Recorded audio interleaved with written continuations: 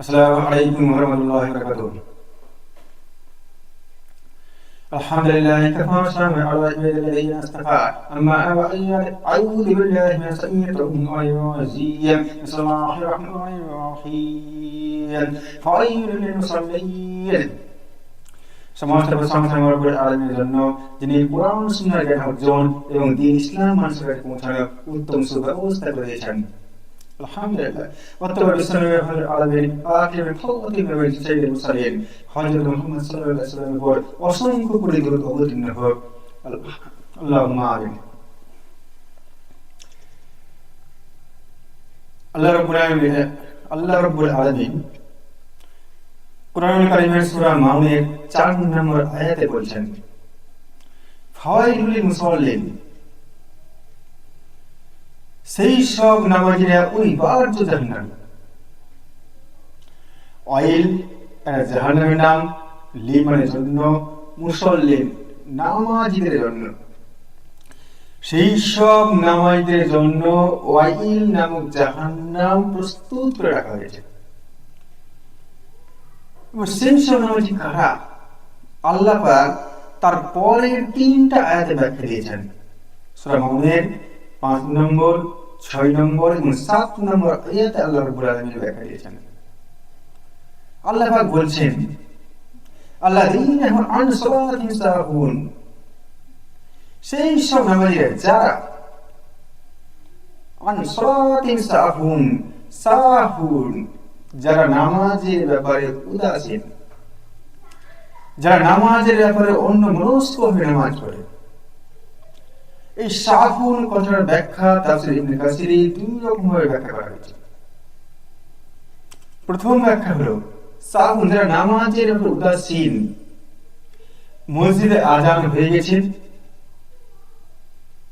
সেই সব নামাজীরা যারা চায়ের দোকানে তখন আড্ডা মারে,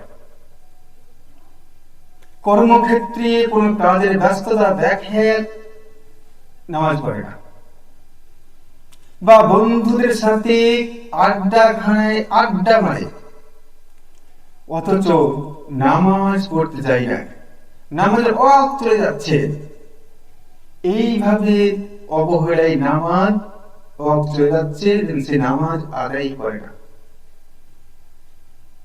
মসজিদে আযান হয়ে গেছে, সে নামাজের জন্য না গিয়ে বন্ধুদের সাথে আড্ডা মারে, চায়ের দোকানে আড্ডা মারে, আর অন্যান্য কর্মক্ষেত্রে সে ব্যস্ততার অজুহাত দেখায় এবং সে যথা সময়ে নামাজ আদায় করে না। অবহেলায় তুচ্ছ কারণে নামাজ কাজে।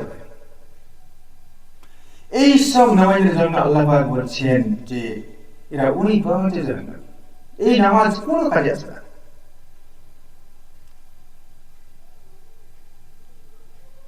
তারপরে দ্বিতীয় ব্যাখ্যা হলো, সে নামাজে দাঁড়িয়েছে, নামাজে আল্লাহকে খুব কম স্মরণ করছে, নামাজে দাঁড়িয়েছে সে দাঁড়িয়ে আছে, নামাজে দাঁড়িয়েছে সে পাঞ্জাবি ঠিক করছে, নামাজে দাঁড়িয়েছে সে মুসা মারছে, আর অন্যান্য যাবতীয় অঙ্গ প্রত্যঙ্গ তার কাজ করছে। সে নামাজে দাঁড়িয়েছে এবং নামাজের কাজ ছাড়া বাকি কাজে অঙ্গ প্রত্যঙ্গ সে বিভিন্ন কাজে ব্যয় করছে। অথচ আমাদের আল্লাহ পাক একটা মন দিয়েছেন, একটা মন একই সময়ে একই দিকে কাজ করতে পারে, একটা মন একই সময়ে ২ দিকে কাজ করতে পারে না। আপনি যখন মশাটা মারছেন, মশাটা আপনার শরীরে কামড়েছে, কামড়ানোর পরে সে ব্যথা আপনি অনুভব করেছেন, মাথায় এসছে নাভির মাধ্যমে, আবার আপনি তখন প্রতিক্রিয়া দেখাচ্ছেন, মশাকে মারছেন, অর্থাৎ এতক্ষণ ধরে আপনি নামাজের বাইরে ছিলেন, আপনার মনটা নামাজের মধ্যে ছিল না, আল্লাহর স্মরণে লিপ্ত আপনার মনটা ছিল না। এই সব নামাজের অনিবার্য জাহান্নামী আল্লাহ রাব্বুল আলামিন বলছেন। তারপর আল্লাহ রাব্বুল আলামিন বলছেন, আল্লাযীনা ইরাউন, যারা লোককে দেখানোর জন্য নামাজ পড়ে, লোক দেখানোর ইবাদত করে। আপনি দেখবেন কিছু নামাজি রয়েছে যারা অভ্যাসের পথে নামাজ পড়ে, দীর্ঘদিন ধরে নামাজ পড়ছে, নামাজ না পড়লে লোককে খারাপ মনে করবে, সেই জন্য সে নামাজে যাচ্ছে। সে নামাজ পড়ে, যে নামাজ আল্লাহর সাথে কিভাবে কথোপকথন করে সেই কথোপকথনে তার কোনো খেয়াল থাকে না। সে নামাজ পড়ে নিজেকে কোনো পরিবর্তন করতে পারে না।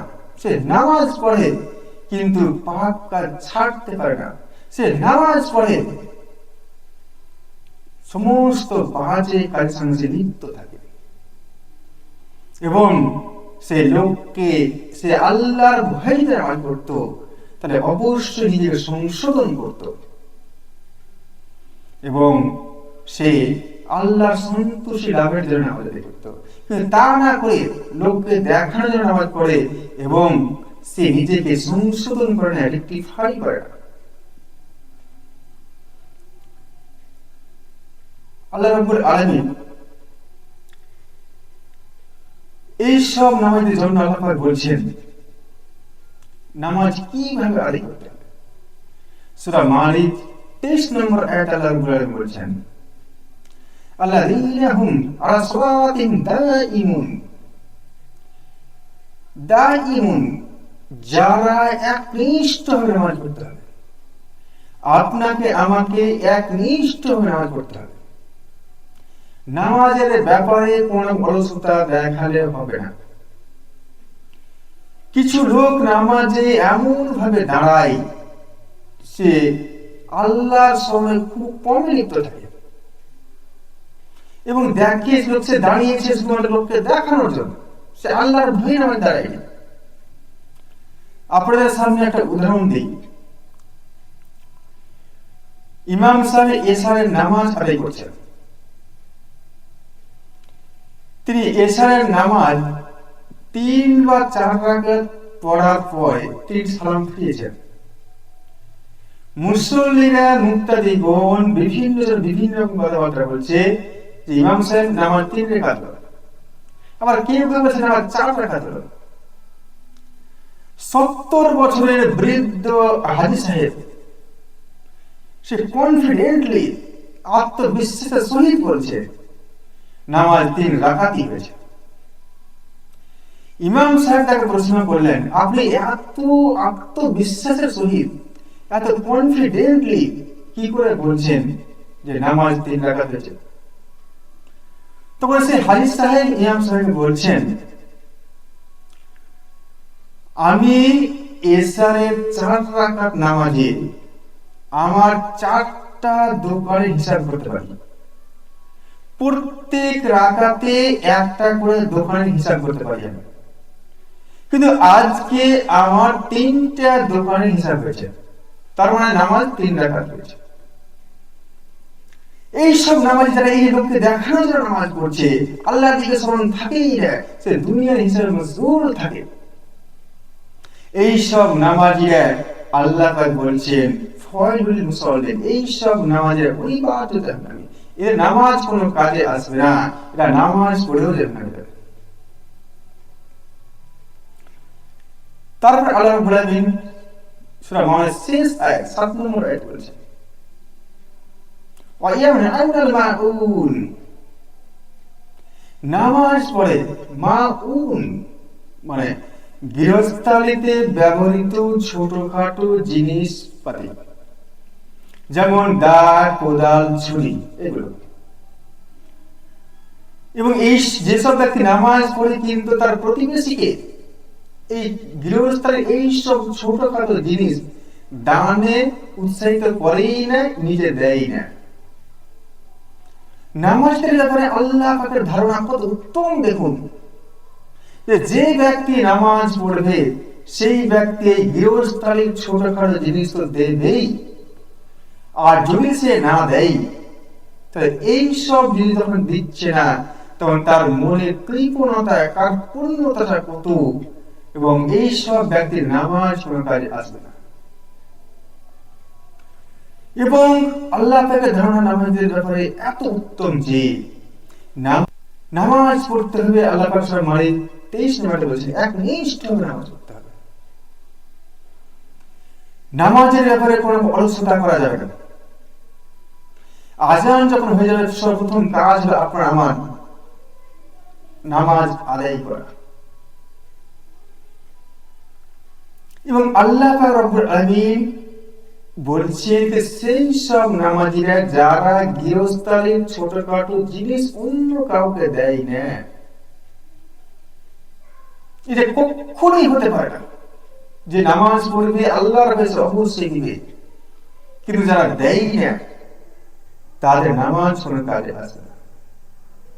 এবার আল্লাহ রাব্বুল আলামিন দেখুন যে নামাজের ব্যাপারে এত উত্তম ধারণা পোষণ করেন যে এই নামাজিরা অবশ্যই দিনের শিক্ষা ছোট বড় জিনিসপাতি দেবে, লোককে তারা প্রতিবেশীকে দেবে।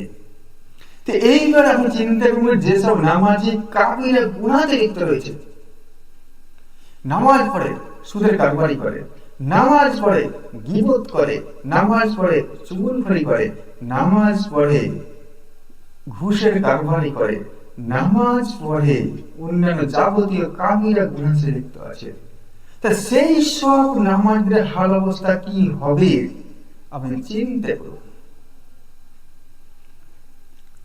এই কারণে আপনাকে আমাকে এই সব থেকে দূরে থাকতে হবে, একনিষ্ঠভাবে নামাজ আদায় করতে হবে এবং আল্লাহ পাকের ভয়ে একনিষ্ঠভাবে নামাজ আদায় করব। আখিরান আলহামদুলিল্লাহি রাব্বিল আলামিন।